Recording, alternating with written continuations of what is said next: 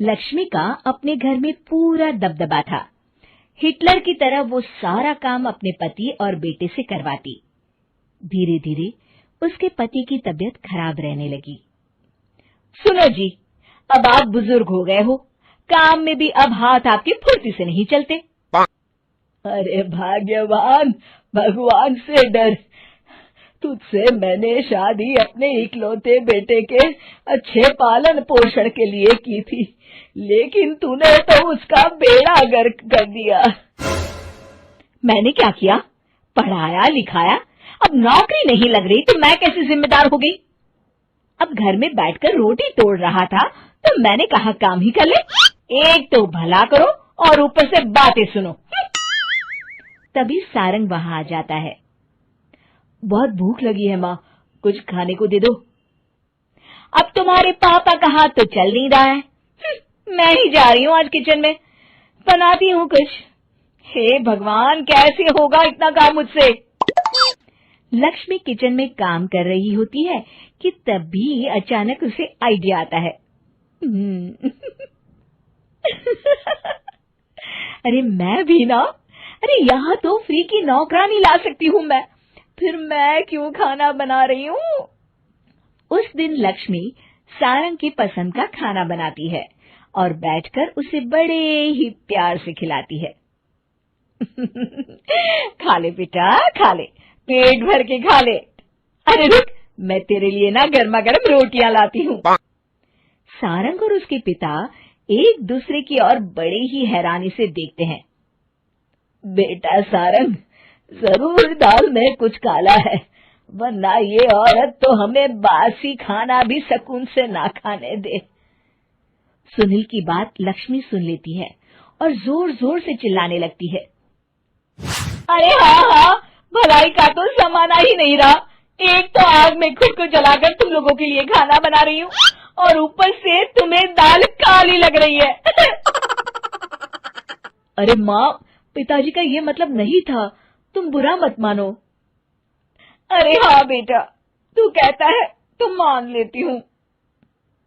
लक्ष्मी सारंग के पास बड़े ही प्यार से बैठ जाती है और फिर कहती है, बेटा मैंने ना तेरी शादी करने की सोच ली है।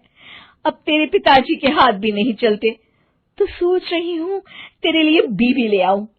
अब पता नहीं ना मैं भी कब मर जाऊं। अब ऐसे भाग्य भी कहाँ है हमारे। क्या कहा? अरे हाँ, तुम तो चाहते ही हो कि मैं मर जाऊं, लेकिन मैं अपनी प्यारी बहू का चेहरा देखे बिना नहीं मरूंगी। हाँ माँ, शादी तो मैं कर लूं, लेकिन मैं नौकरी नहीं करता, फिर कोई क्यों देगा मुझे अपनी बेटी? अरे क्यों नहीं देगा बेटी? इतना बड़ा घर, खेल खलियान है, किस चीज की कमी है हमारे पास? जो आएगी राज करेगी, राज।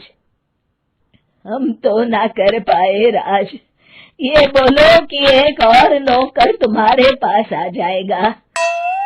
मैं कहती हूँ चुप हो जाओ। अरे खुद के घर का खाना बनाएगी तो क्या नौकरानी हो जाएगी? अब तुमसे तो किचन का काम होता नहीं, तो कोई तो करेगा ना। ठीक है माँ, तुम जैसा सही समझो बस। अब मेरी एक शर्त है, लड़की जो भी हो वो दिखने में कैसी भी हो या कहीं की भी हो, बस पढ़ी लिखी होनी चाहिए। अरे हाँ, ला देंगे पढ़ी लिखी बेटा, मैंने कौन सा काम करवाना है उससे। हाँ। और फिर एक दिन पास के गांव की ही रति से सारंग की शादी हो जाती है। रति दिखने में बहुत ही सुंदर थी, साथ ही साथ काफी पढ़ी लिखी थी।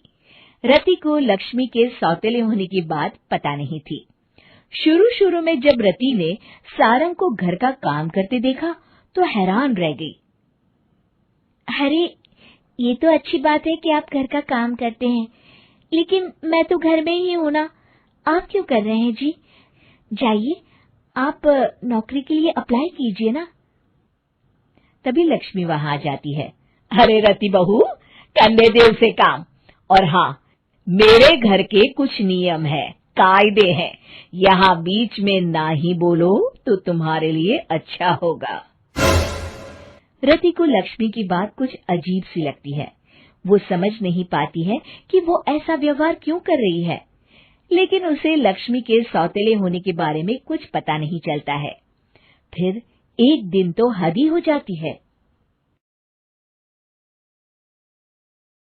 हाय बेचारी बहू। सरिता की शादी एक अच्छे परिवार में हुई है। उसका पति रोहन उसे बहुत प्यार करता है। घर में उसकी सास शांति और ननद मीनाक्षी भी है, जो सरिता के किसी काम में दखल अंदाजी नहीं करती। लेकिन फिर भी सरिता को ऐसा लगता है कि दुनिया की सबसे ज्यादा बेचारी बहू वही है और सबसे ज्यादा अत्याचार उसी पर हो रहा है। माँ जी, ये लीजिए आपकी चाय। अरे बहू, तूने इतनी ज्यादा चीनी क्यों डाल दी चाय में? हाय हाय माँ जी, मैंने तो उतनी ही मीठी बनाई है जितनी मीठी आपको पसंद है।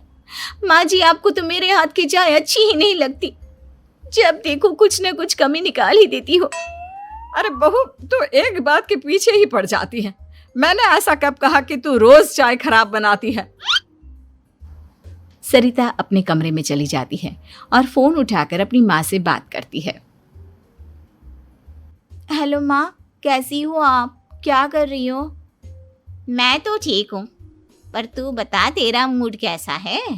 तेरी आवाज से लग रहा है कि कुछ तो हुआ है तेरे ससुराल में।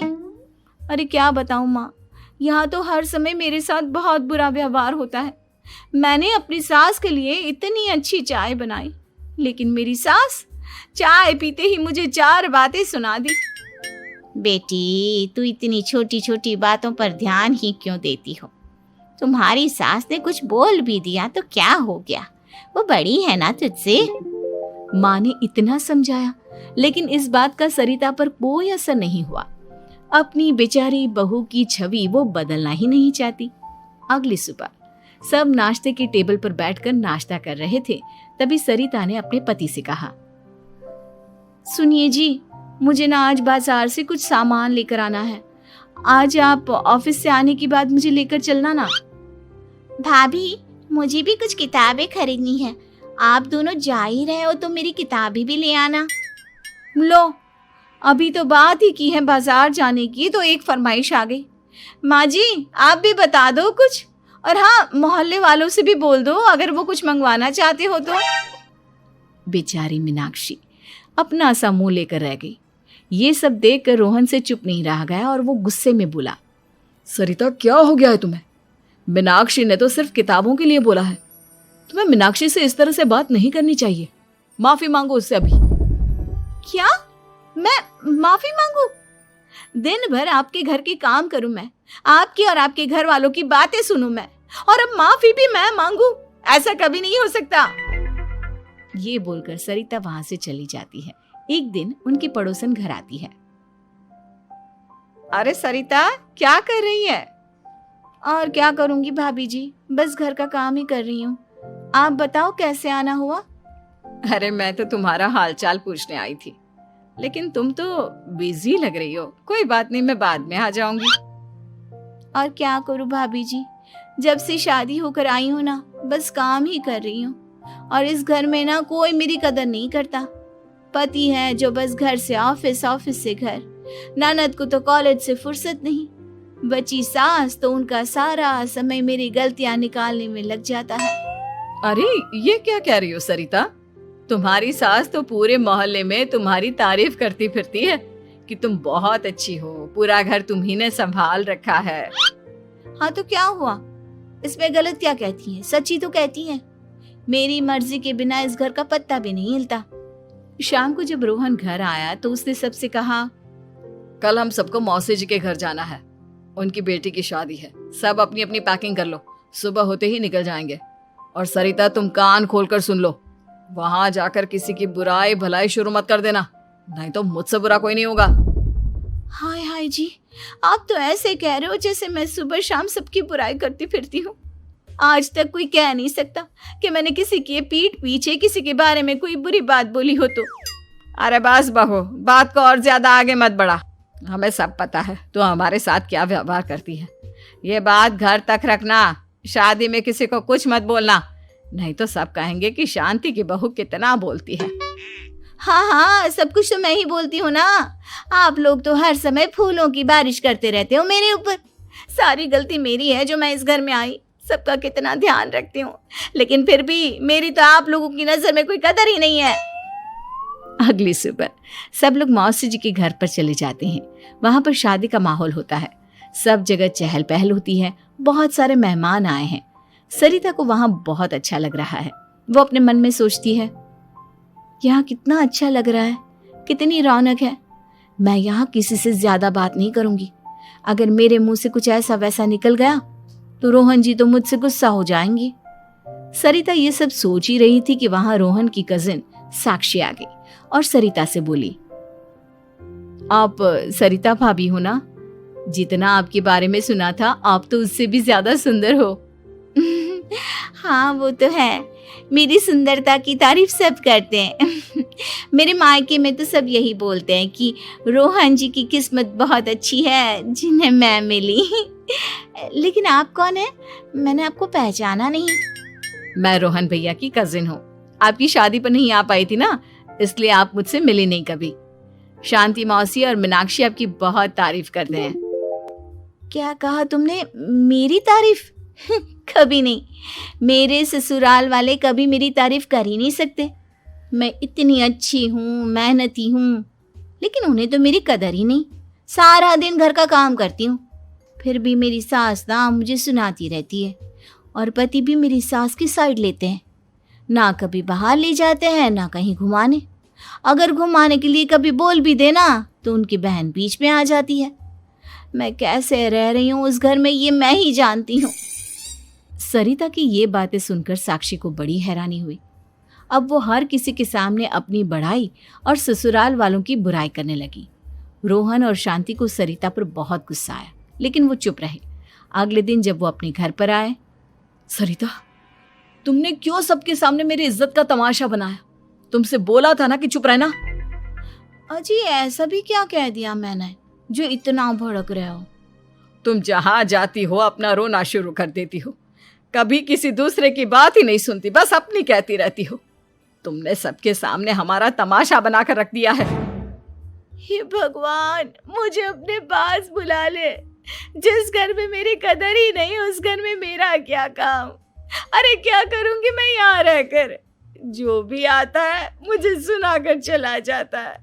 मैं तो किसी से कुछ नहीं कहती। सीधी सादी बहू मिल गई है ना सबको, तो जो जी में आए वो करो। सरिता ने अपने आगे किसी को कुछ बोलने ही नहीं दिया और उस दिन भी उसने सबके सामने खुद को बेचारी बना ही दिया। अगले दिन मीनाक्षी कॉलेज के लिए लेट हो रही थी, इसलिए वो हर काम जल्दी जल्दी कर रही थी। अपना नाश्ता लेने किचन में गई और पतीले में रखे गरम दूध को गिलास में डालने लगी। दूध का पतीला उसके हाथ से छूट गया और गरम गरम दूध उसके हाथ पर गिर गया। ओए माँ, हाय मेरा हाथ, माँ मेरा हाथ जल गया। मीनाक्षी की आवाज सुनकर सरिता दौड़ती हुई आई। ये क्या किया तुमने?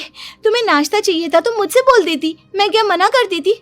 अब पता नहीं कितने दिन की मुसीबत पाल ली तुमने। सरिता मीनाक्षी को उसके कमरे में ले गई और उसका बहुत ख्याल रखा। उसका इस तरह से ख्याल रखना शांति और रोहन को थोड़ा अजीब लगा। माँ, सरिता के दिमाग का भी कुछ पता नहीं। कल शादी में सबको इतना कुछ बोल कर आई है हमारे बारे में, और अब मीनाक्षी की कितनी अच्छी देखभाल कर रही है। ये ऐसा क्यों करती है? बेटा, तेरी बीवी की ना आदत हो गई है सबके सामने खुद को बेचारी दिखाने की, और आदत इतनी जल्दी नहीं बदलती। जब ये बोलना शुरू करती है तो रुकने का नाम ही नहीं लेती, इसलिए इसे पता ही नहीं चलता कि ये किसके सामने क्या बोली जा रही है। लेकिन दिल की बहुत अच्छी है। हमें भी अपना दिल बड़ा करके ये जैसी है इसे स्वीकार करना चाहिए।